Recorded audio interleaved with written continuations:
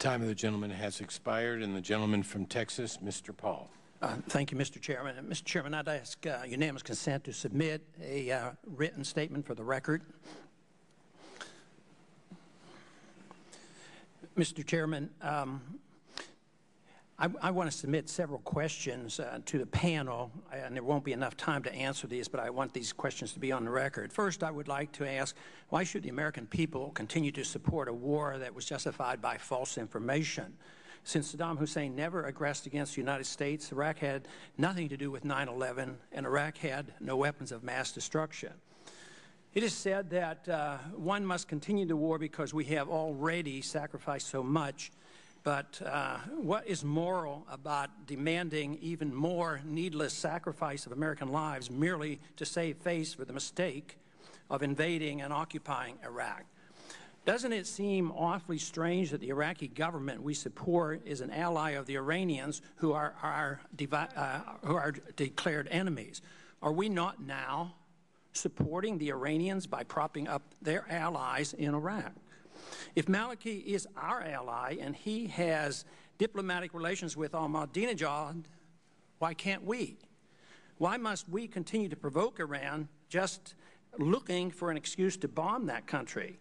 Does our policy in Iraq not guarantee chaos in this region for years to come?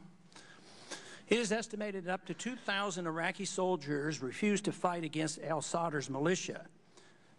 Why should we not expect many of the 80,000 Sunnis we have recently armed to someday turn their weapons against us, since they, as well as the Mahdi army, detest any and all foreign occupation? Is it not true that our ally Maliki broke the ceasefire declared by al-Sadr by initiating the recent violence? Is it not true that the current ceasefire was brokered by the Iranians, who also condemned the attacks on the Green Zone? How can we blame all the violence on the Iranians? Is it not true that with the recent surge in violence in Iraq, that the March attacks are now back at the same level as they were in 2005?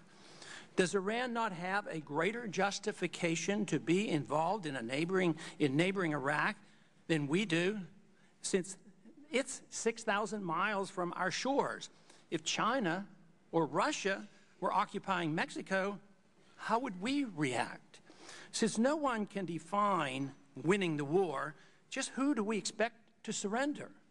Does this not mean that this war will be endless, since our political leaders will not end it?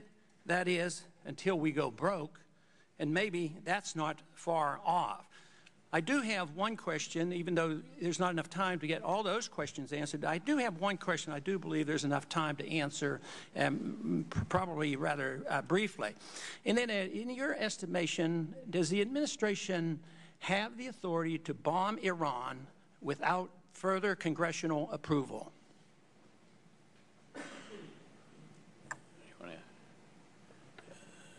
Congressman, I'm the commander for Iraq, and I do not know the answer to that question, and it's not within my purview.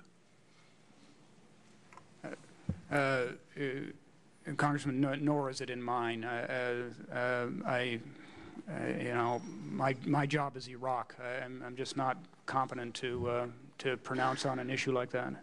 Well, it just seems to me that we couldn't get an answer like no. It seems pretty obvious that under our Constitution, that's the way it works. That we're supposed to confer with the Congress, and it would be spreading the war. We know what kind of how the war spread in Vietnam without congressional approval and what that led to.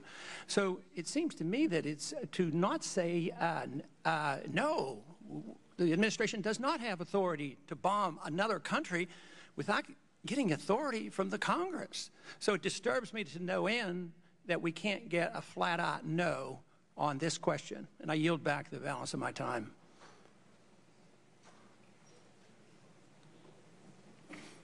Time of the gentleman has expired. His entire remarks will be part of the record. And the gentleman from Massachusetts, Mr. Della. Yes, Ambassador Crocker. I